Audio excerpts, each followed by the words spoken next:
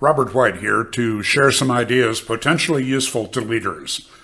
People in social situations have asked me, what do mentors actually do? And my response is, I am an interruption.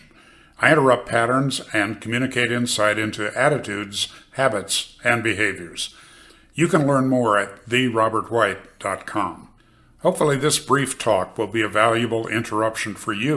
I'm Robert White. I work with executives on performance issues and do some training and have some fun in life.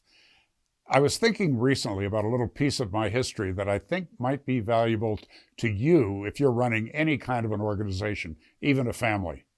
And it's this. I learned the training business working for someone else. Alexander Everett, the founder of Mind Dynamics, a real genius. I joined his company after being a graduate of the programs and loving it, getting a lot of personal value for me. And when I left Mind Dynamics, I founded a company called LifeSpring.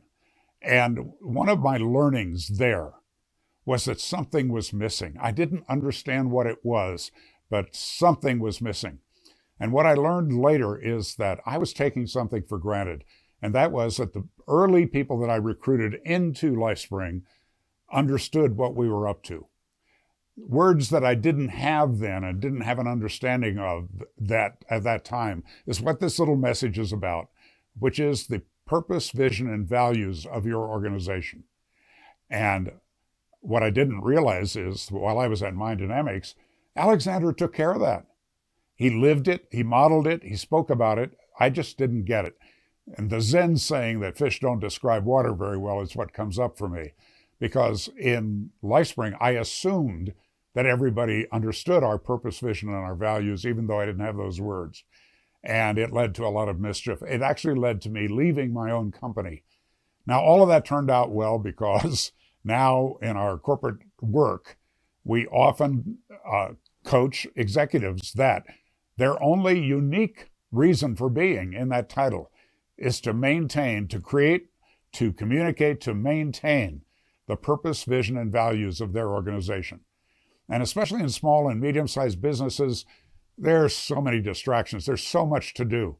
And the CEO ends up doing everything.